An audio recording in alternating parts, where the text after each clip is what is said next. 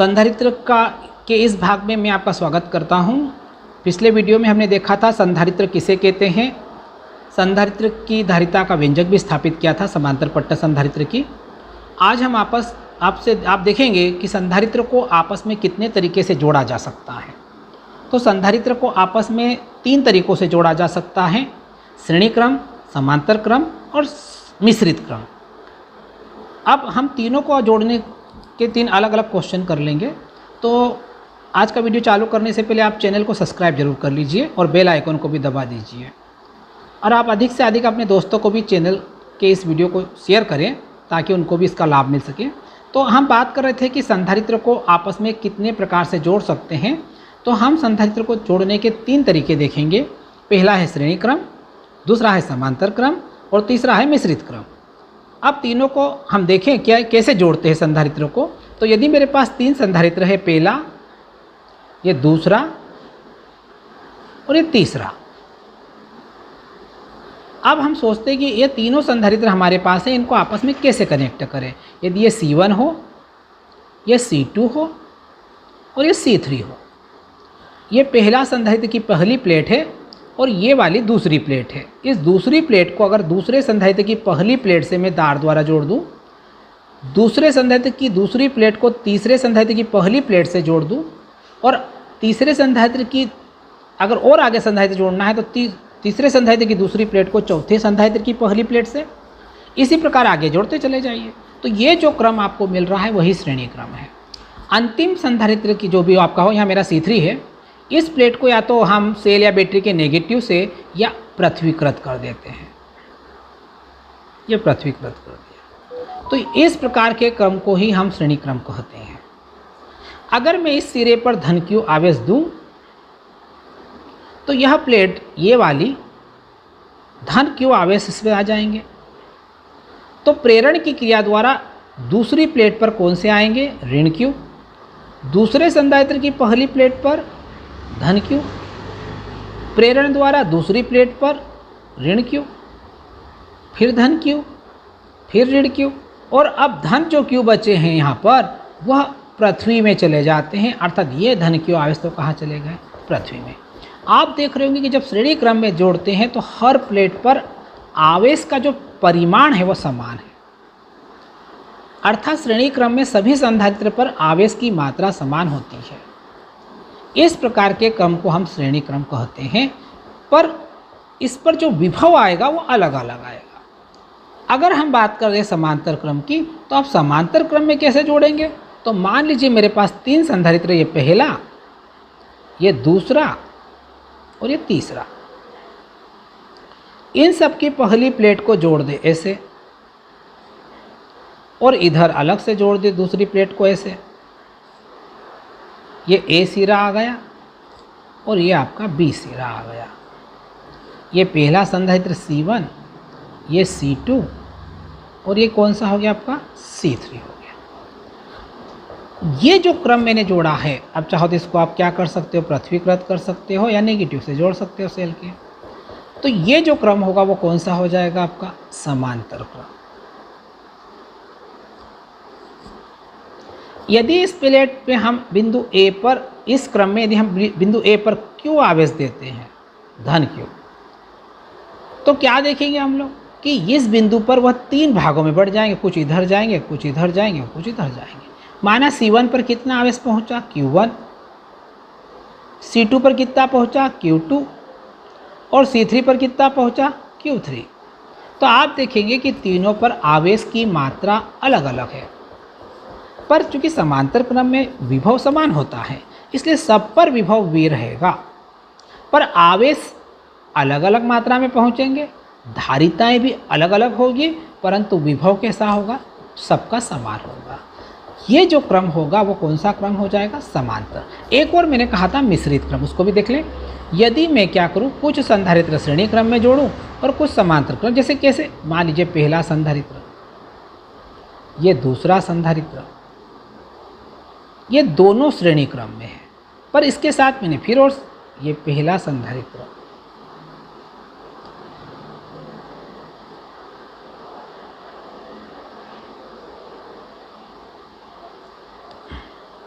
यहाँ पर मिश्रित क्रम हुआ। आप देखेंगे कि यहाँ पर ए से लगाकर जब बी पर पहुँचते हैं तो ये दोनों श्रेणी क्रम में हैं, ये दोनों भी श्रेणी क्रम में हैं, पर ये पूरी पार्टी, ये पूरा भाग और ये आपस में समांतर क्रम में है। तो इस प्रकार के आप देखेंगे तो ये कौन सा क्रम कहलाएगा? आपका मिश्रित क्रम कहलाएगा। हम पहले सबसे पहला जो हमारा प्रश्न आपके सामने दिख रहा होगा वो किससे रिलेटेड है? श्रेणी क्रम से है कि श्रेणी क्रम में संधारित्र की तुल्य धारिता का या परिणामी धारिता का क्या दीजिए? व्यंजक दीजिए। तो चलते हैं हम इस प्रश्न को करते हैं। तो आप देखोगे इसको कैसे करेंगे। तो हम श्रेणी क्रम संयोजन में पहले चित्र देख लें। आपके सामने 3 संधारित्र हैं, C1, C2 और C3। इसे हमने एक बैटरी से जोड़ रखा है। बैटरी भी आपको दिख रही होगी, ये बैटरी है हमारी, जिस पर वोल्टेज या विभव बैटरी कितना वोल्ट की है? V वोल्ट की है। इसके साथ हमने 3 संधारित्र C1, C2, C3 जोड़ रखे हैं। इसके लिए C1 संधारित्र जो है उसमें 2 प्लेटें हैं, ये पहली प्लेट है और ये दूसरी प्लेट है। तो दूसरी प्लेट को दूसरे संधारित्र की पहली प्लेट से जोड़ा है, दूसरे संधारित्र की दूसरी प्लेट को तीसरे संधारित्र की पहली प्लेट से जोड़ रखा है और आखिरी प्लेट को हमने बैटरी के नेगेटिव सिरे पर पहुंचा दिया। तो आप समझ गए होंगे ये कौन सा क्रम हुआ? आपका श्रेणी क्रम हुआ। अब यदि हम पहली प्लेट पर कितना आवेश बैटरी से पहुंचाते हैं? धन Q। तो प्रेरण द्वारा दूसरी प्लेट पर ऋण Q, दूसरे प्लेट की दूसरे संधारित्र की पहली प्लेट पर धन Q, दूसरी प्लेट पर माइनस Q, तीसरे संधारित्र की पहली प्लेट पर धन Q और दूसरी प्लेट पर माइनस Q आवेश प्रेरित हो जाएंगे। यदि पहले संधारित्र पर विभव V1 हो, दूसरे संधारित्र पर विभव कितना हो? V2 हो और तीसरे संधारित्र विभव कितना हो? V3 हो। तो आपको मैंने सूत्र पढ़ाया था Q बराबर क्या होता है? CV होता है। तो मैं यहाँ से अगर अलग अलग सबकी वैल्यू निकालूँ कि पहले V1 की वैल्यू निकालूँ इस संधारित्र के लिए, तो देखिए क्या आएगा? V1 बराबर दिख लीजिए क्या है? Q/C1।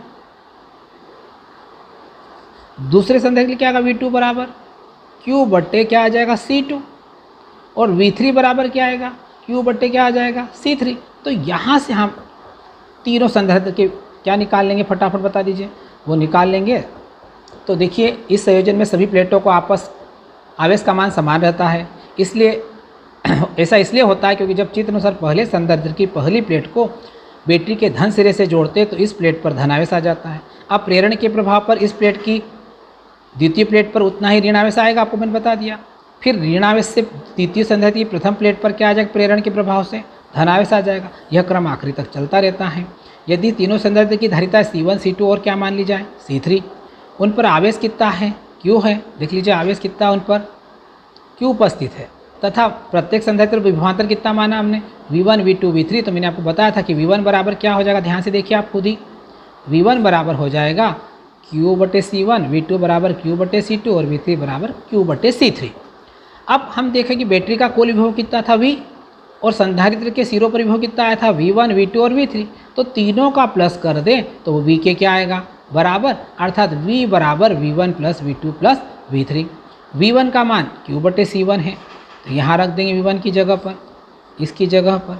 V2 का मान Q/C2 हो जाएगा और V3 का मान क्या हो जाएगा? Q/C3 हो जाएगा, यहाँ पर रख देंगे। अगर आप देखिए हम तीनों का मान रख दें तो क्या होगा? ज़रा ध्यान से देखना आप लोगों ने। तीनों का मान मैंने यहाँ पर रख दिया, ये रखा है। Q कॉमन निकाल लिया मैंने टर्म्स में से। परंतु यदि तीनों की तुल्य धारिता C हो और विभव कितना था बैटरी का? कुल V और आवेश कितना था? Q, तो हम कह सकते हैं V बराबर क्या होगा? Q/ क्या आ जाएगा? C। ये लिखा मैंने, ये मान उठाकर यहाँ रख दीजिए V की जगह। तो देखो Q/C लिख दिया, उसकी जगह यहाँ पर ये लिखा। Q से Q क्या हो जाएगा? कट जाएगा। तो यह जो आपका आंसर आया है यह 1/C बराबर क्या आया है? 1/C1 धन 1/C2 धन 1/C3। इस प्रकार श्रेणी क्रम में संधारित्र की जो कुल धारिता C है उसका व्युत्क्रम अलग अलग संधारित्र की धारिता के व्युत्क्रमों के योग के क्या होता है? बराबर। यह कौन से क्रम में बात करी मैंने आपको? श्रेणी क्रम में बात करी। अब मैं कौन से क्रम पे चलता हूँ? समांतर क्रम में। हाँ, श्रेणी क्रम में एक बात और बता दूँ कि परिणामी धारिता कौन है? यहाँ पर परिणामी धारिता आपकी C है, वो अलग अलग धारिताओं के व्युत्क्रमों के योग के बराबर है। अर्थात श्रेणी क्रम में जोड़ने पर धारिता बढ़ती नहीं है, घट जाती है। अब हम बात करते हैं कौन से क्रम की? समांतर क्रम की। तो हमारा अगला प्रश्न देखिए क्या आ रहा है? संधारित्र का समांतर क्रम संयोजन को समझाते हुए इसकी परिणामी धारिता का क्या ज्ञात कीजिए, व्यंजक। अब समांतर क्रम में मैंने आपको पहले जोड़ा था, बताया था कि 3 संधारिता हमने यहाँ पे भी लिए हैं। पहला क्या है, C1 है, दूसरा क्या है, C2 है, तीसरा क्या है, C3 है। सभी की प्लेट को एक बिंदु A से जोड़ दिया और दूसरी तरफ बिंदु क्या हो गया, B हो गया। इनके सिरों को कहाँ से जोड़ दिया कि इसी सेल या बैटरी से जिसका विभव कितना है, V है। यहाँ से आपके आवेश पहुँचे तो इधर कितना आवेश गया, Q1 गया, इधर कितना गया, Q2 गया, इधर कितना गया, Q3। तो आपके सामने लिखा हुआ है, देखिए ध्यान से, Q1 Q2 Q3। अब धारिता C1 C2 C3 है, आवेश Q1 Q2 Q3 है। विभव सबका समान रहेगा क्योंकि समांतर क्रम में विभव सबका एक जैसा मानते थे, हम क्या मान लेते हैं, V मान लेते हैं। तो आप देखेंगे कि अब हमारे पास सूत्र बना, वही वाला सूत्र। कौन सा सूत्र, Q बराबर क्या होता है, CV होता है। Q बराबर, आपको सूत्र पहले से पता है, ये सूत्र होता है Q बराबर CV।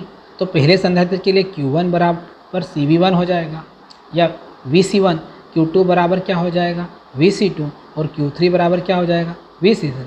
कुल आवेश कितना बैटरी से निकला था, Q लिया था, वो कितने भागों में बटा था, याद कीजिए 3। तो Q1 Q2 और कितना हुआ था, Q3। तो वापस अगर हम तीनों को जोड़ दें तो क्या हो जाएगा बताओ, Q बराबर हो जाएगा Q1 plus Q2 plus Q3। तो आप देखेंगे कि हमारे पास Q बराबर आ गया Q1 plus Q2 plus Q3। ये रहा। यहाँ पर Q1 की वैल्यू रख देंगे, ये वाली, यहाँ पर Q2 की वैल्यू रखेंगे और यहाँ पर किसकी रखेंगे, Q3। तो आपके पास इक्वेशन आ जाएगी।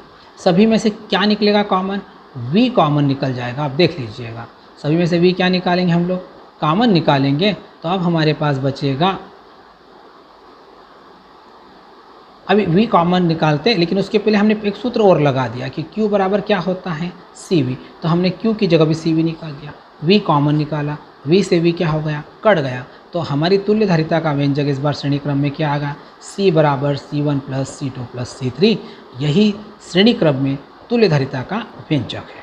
तो आप देखते हैं कि इनमें जो तुल्य धारिता होती है वो अलग अलग धारिताओं के बीजगणितीय योग के क्या होती है, बराबर। ये श्रेणी क्रम में समांतर क्रम में सूत्र है और ऊपर वाला श्रेणी क्रम का था।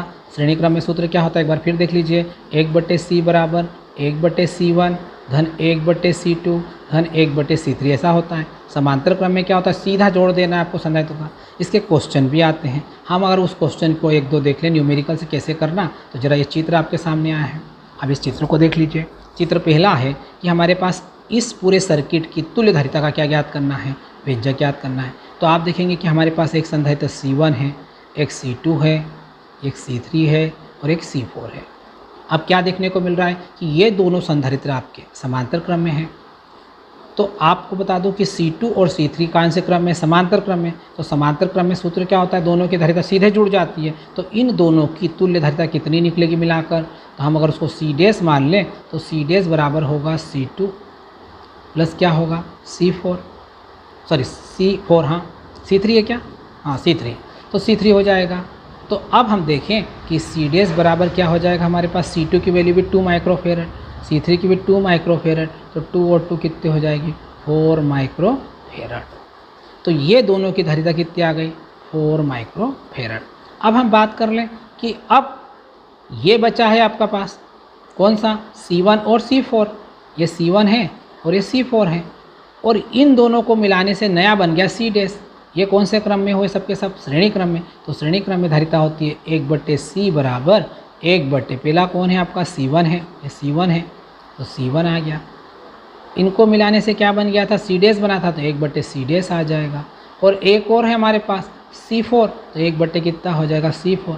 इनका सबका जो रिजल्ट आएगा 1/C बराबर, वो भी देख लेंगे आप लोग। तो इस प्रकार हम देखेंगे इसका उत्तर क्या आएगा, जब नीचे सॉल्व किया हुआ आपके पास होगा। तो देखिए ध्यान से, ये तो आ जाएगा 4 माइक्रोफेरेड हो जाएगा। अब हम इस सूत्र में सिर्फ मान रख दें कि 1/C बराबर क्या होता है। तो हम एक बार फिर देख लें कि 1/C बराबर था हमारे पास, 1/C बराबर हमारे पास था